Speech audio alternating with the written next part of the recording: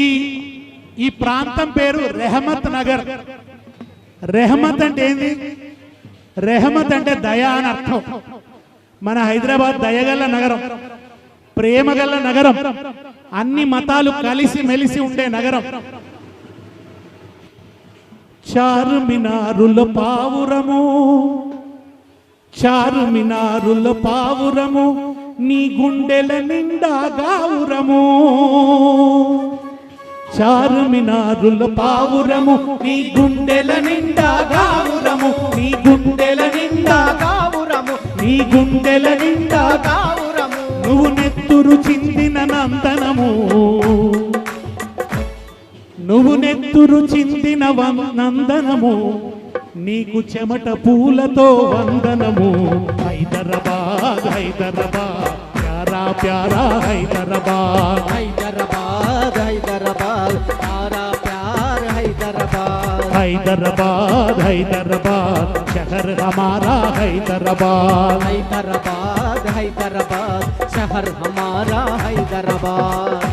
మల్లేష్ మస్తాన్ భాయి భాయి అన్న రితం ఆపండి, రితం ఆపండి. మల్లేష్ మస్తాన్ భాయి భాయి. మల్లేష్ మస్తాన్ అన్నదమ్ములు లెక్క మెదులుతారు ఇక్కడ. మల్లేష్ మస్తాన్ భాయి భాయి, ఏక్ మే దో పియ ఇరానీ చాయ్, ఏక్ మే దో ఇరానీ చాయ్ తాగి ఆటో నడుపుకుంటూ పోతారు. పొద్దున్న లేవగానే బతుకు తెరువును వెతుక్కుంటారు. ఈ మత సామరస్యాన్ని కాపాడాలని, ఈ గంగా జమున తహజీబును కాపాడాలని కేసీఆర్ అందరినీ కడుపులో పెట్టుకొని చూసుకున్నాడు. బతుకమ్మ పండుగ వస్తే అందరికీ కొత్త చీరలు ఇచ్చిండు, ఆడవాళ్ళకు కొత్త బట్టలు ఇచ్చిండు. తంగేడు పువ్వులు తంబాలమంతా,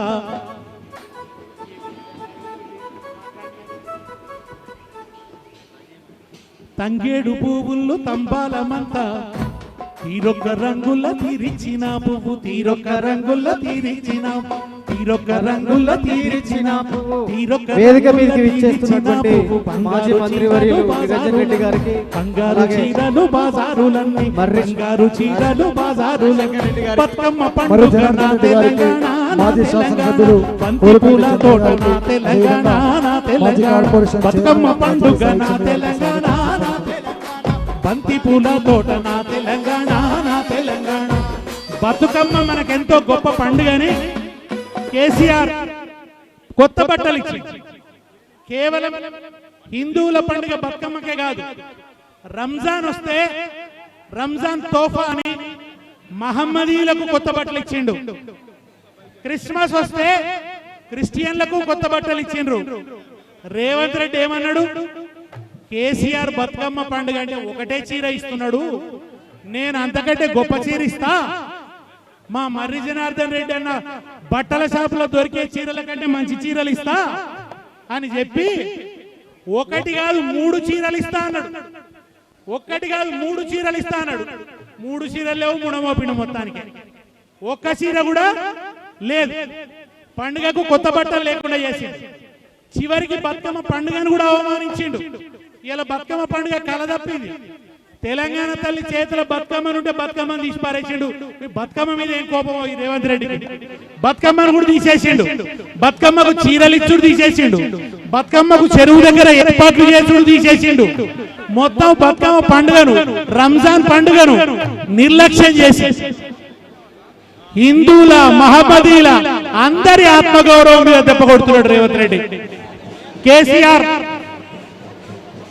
ధూపదీప నైవేద్య పథకం కింద గుళ్లకు డబ్బులు ఇచ్చిండు. ప్రతి నెల 10,000 రూపాయలు ఇవ్వాలని పెంచిండు.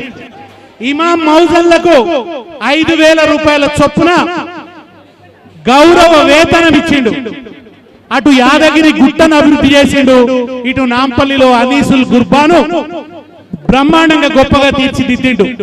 అన్ని మతాల వాళ్లను కడుపులో పెట్టుకొని చూసిండు. శాంతి భద్రతలు కాపాడిండు. హైదరాబాద్ లో మత కల్లోలాలు లేకుండే. ఈ మానవుడు రాగానే ఆదిలాబాద్ లో ఒక దిక్కు, నిజామాబాద్ లో ఒక దిక్కు మత కల్లోలాలు మోపైనాయి. శాంతి భద్రతలు లేవు. పోలీసు వాళ్ళు సరిగ్గా పనిచేస్తలేరు.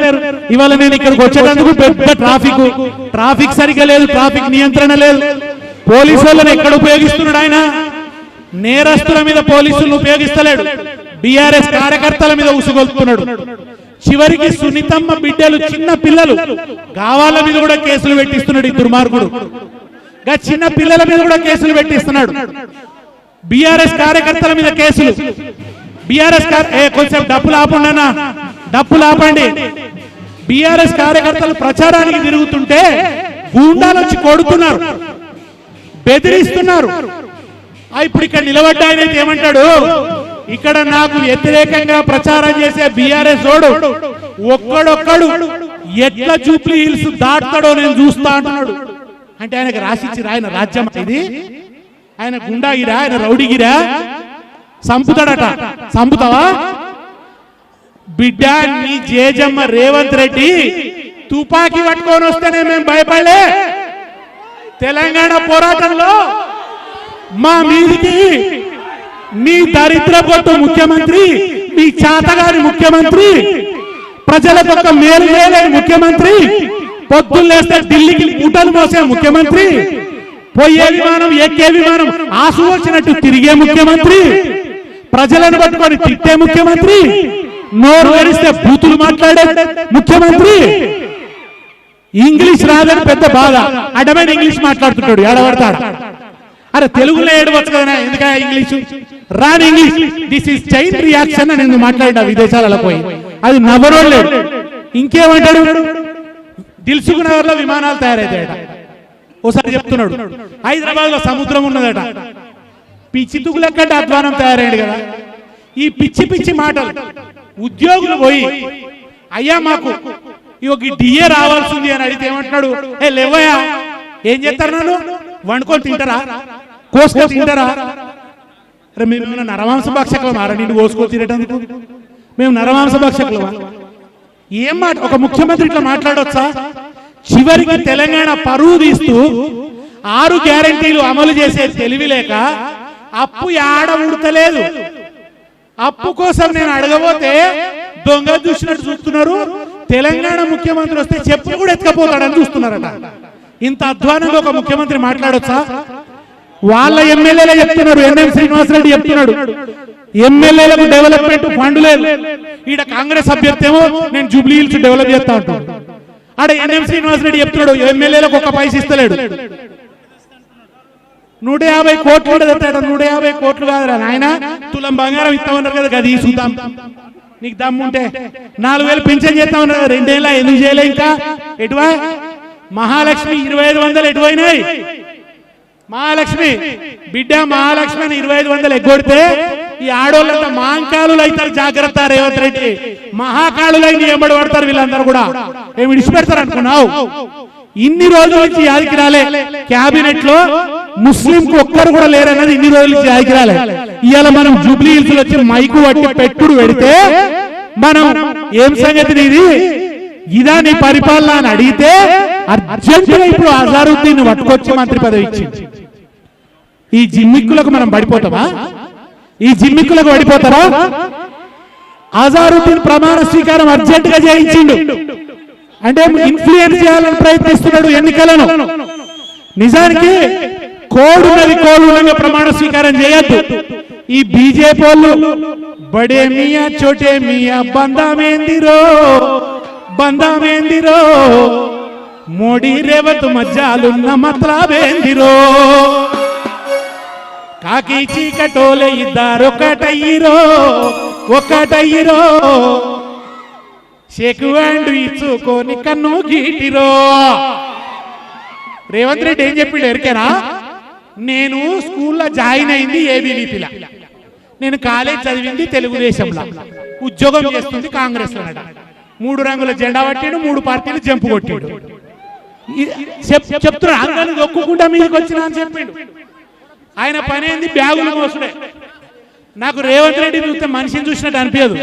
క్యాష్ బ్యాగ్ వస్తున్నట్టే ఉంటది, క్యాష్ బ్యాగ్ వస్తున్నట్టే ఉంటది. ఆయన పేరు ఇప్పటి నుంచి మనం బ్యాగు బాబ్జీ అని పెట్టాలి.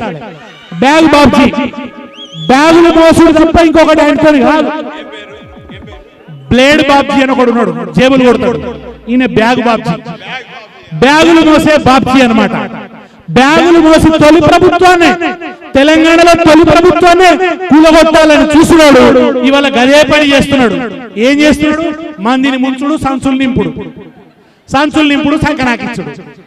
ఇలా సంచులు ఢిల్లీకి పోతుంటే తెలంగాణలో పైసలు లేకుండా అవుతున్నాయి. ఇదివరకు బ్రిటిష్ వాళ్ళకు కప్పంగాడు. మనకి మీద ఒక వైస్రాయి ఉంటుండే, ఆ వైస్రాయి కడితే వైస్రాయి తీసుకుపోతుండే. ఇప్పుడు మనకు కూడా ఇక్కడ ఒక వైస్రాయి ఉంది, మీనాక్షి ఆమె పేరు. ఆమెకు అప్పచెప్తే ఆమె మీదకి తీసుకుపోతుంది. ఇక్కడ వైస్రాయి ఉన్నాడు మనకి. ఇప్పుడు రేవంత్ రెడ్డి మీద మొత్తం దోపకం చేయాలి. తను తీసుకునేది తను తీసుకోవాలి, ఢిల్లీకి పంపాలి. దాంతో ద్రవ్య చలామణి లేకుండా అయిపోయింది తెలంగాణ. కేసీఆర్ ఏమో పైసలు పల్లెటూళ్ళలోకి వచ్చేటట్టు చేసిండు, పెన్షన్ల రూపంలో వచ్చేటట్టు చేసిండు, రైతు బంధు రూపంలో వచ్చేటట్టు చేసిండు. ఈయన ఏమన్నాడు? రైతు బంధు 2 సీజన్లకి ఇస్తారా, 3 సీజన్లకి ఇవ్వాలన్నాడు. 2 సీజన్లకి కొట్టి 2 సీజన్లు ఇవ్వకుండా కొట్టి 15,000 చేస్తా అన్నాడు. ఇవాళ నిజంగా చెప్తున్నా, కేసీఆర్ పరిపాలన కనుక ఉంటే పెన్షన్లు ఖచ్చితంగా ఒక 500 రూపాయలు పెరుగుతుండే. కేసీఆర్ ఏం చెప్పిండు? ఏడాదికి 500 పెంచుతా అన్నాడు పెన్షన్. అనామతం 4,000 చేస్తా అని చెప్పలే ఆయన. జర చూసుకొని చెప్పిండు, అబద్ధాలు చెప్పలే. అబద్ధాలు చెప్పినందుకు కేసీఆర్ ఓడిపోయాడు. ఇష్టమున్న అబద్ధాలు చెప్పి రేవంత్ రెడ్డి కుర్చీ మీద కూర్చున్నాడు. ఆ డబ్బులు హామీలు ఇచ్చి ఎగ్జామ్ 4,000 చేస్తా అన్నాడు. 2 ఏళ్ళ నోట్ల మన పోసి. నిజంగా ఇవాళ కేసీఆర్ ఉంటే ఓ 500 పెరుగుతుండే, ఏడాది ఇంకో 1000 పెరుగుతుండే. ఇట్లా ఏడాది 500 పెరుగు. పాపం ముసలోళ్ళు సంతోషంగా ఉండరు. ఇవాళ వాళ్ళకి పెరుగుతలేదు. రైతు బంధు 12,000 పెంచినట్టు చేసిండు, 2 సీజన్లు ఎగ్గొట్టిండు. ఎలక్షన్ల ముందట ఇప్పుడు స్థానిక సంస్థల ఎన్నికలు ఉంటాయేమో మొన్న వేసిండు. మళ్ళా ఈ ఎన్నికలు అయిపోయి చేస్తాడో అయ్యాడో ఎవరైనా అయ్యాక తెలియదు. చెప్పిన